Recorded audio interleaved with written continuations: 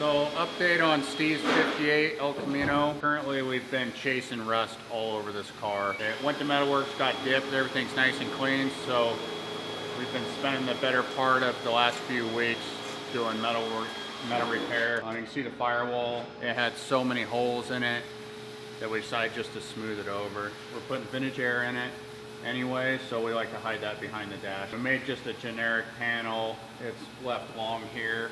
We'll tie it in with the transmission tunnel and everything should flow pretty smooth. So you can walk around the outside of this and it's getting more and more solid all the time. We got 4 pans in it from front to back. All that's left here is the toe board stuff. That'll be our next mission. Right now we're fixing rust on the outside quarters. While we're at it, we decided to add in some scallops off of 58 Impala. The owner wanted that look to it, so we got a donor set off another car, measured it out, fit it, and right now it's pretty close. They'll take these in the end. Once we get all the cars structurally sound on the outside and the inside, we can move forward on adjusting the roof shape. The B pillar on this car, which is straight right now, we're going to lean it forward like a 5960 Elcamino, so it should have a nice forward look to it. And then we'll wrap up the whole inside as well, so we're getting closer all the time. So on the other side, it's got a lot of rust in the lower quarter. We're building patch panels for that. So what I like to use is this thin chipboard here.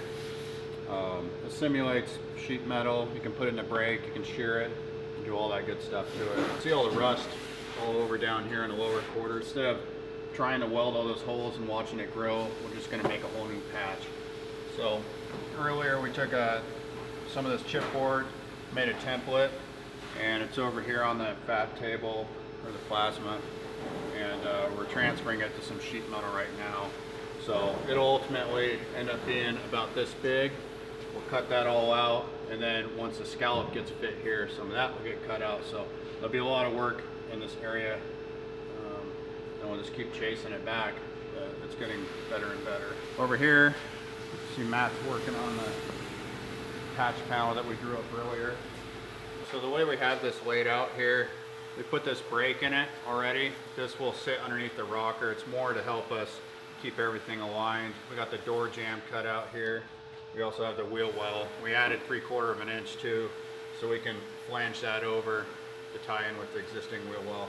From here you can kind of see the wheel well, the shape of the wheel well we're after.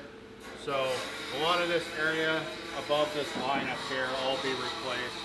You can see it's getting pretty thin and rusted out. So we're going to take this rough template, we'll transfer it to some sheet metal, cut it out, and then start fitting it on there.